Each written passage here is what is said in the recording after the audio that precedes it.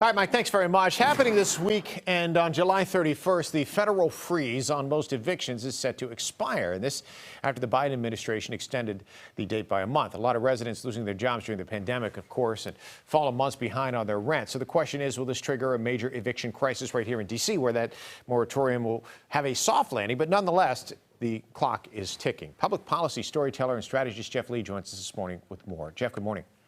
Hey, thanks for having me. So I think the big question here that a lot of people are concerned about is what happens in the immediacy, or suddenly a lot of people are just going to be out on their own without having a place to live. Well, I think there's definitely room for concern here. I mean, in DC, you have about 15,000 residents that could be under threat of eviction. Certainly that's over $119 million of back rent that they might be facing here. Luckily, the DC government and the councils acted to try to provide a phased transition. So rather than having folks just be kicked out by November 2nd, they're having legislation that's tried to provide different off-ramps for folks to be able to get services in time by the time people can be, finding a place of transition by the end of February. Yeah, and you talk about this soft landing, so to speak, when you have one clock that expires in September, one, like you mentioned, expires in February. It kind of begs the question, Jeff, is there an easy solution to this problem?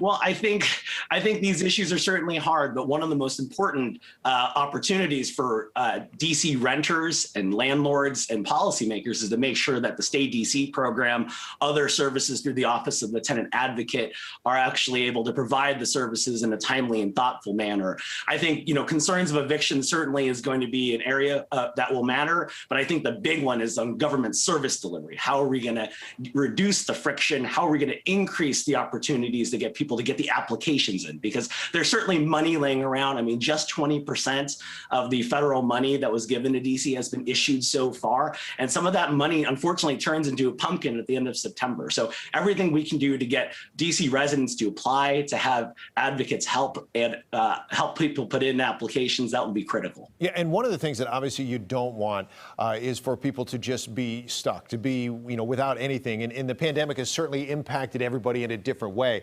You worked a lot with homelessness in California. I know it's a big problem there. It's what you don't want to see happen here and to grow. So what advice do you have for people who might not yet be caught up and now they see this deadline looming?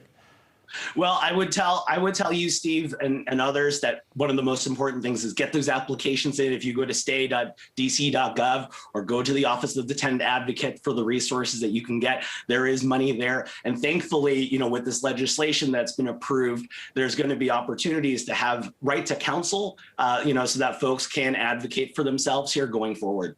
Yeah, it's obviously there are many issues that are at play here. And I guess just like the challenge when it comes to, and I'm not trying to say this is equivalent to homelessness, but they're both issues where it seems like you have two problems. One is finding a solution to the overall problem, and the other is getting the message to people and getting them to act on it. Can you get people to listen is the bottom line here? Well, I think absolutely it is the case here. I think people understand there's definitely a looming challenge here. I mean, in the United States, there are 40 million Americans that are definitely facing this concern here. I think the biggest question is making sure that you can reach people where they are, right? Making sure that you can have services in language, having, more publicity and outreach. And also when the new fiscal year starts for the DC Council, making sure that you can top up DC Emergency Rental Assistance Program funding here so that we can continue to get folks money, and so that the landlords can also get their services supported too, because they're certainly hurting as well. Yep, some advice from strategist Jeff Lee, and you're right, you have to pay attention to both sides of the issue here. There's Jeff's information if you want to find out more. Appreciate you joining us this morning. Thanks, Jeff. Marissa? Well, Steve, no twist ending here. M. Night Shyamalan is back on top of the box office, but it wasn't exactly a blockbuster weekend. So we'll break down the latest numbers coming up next.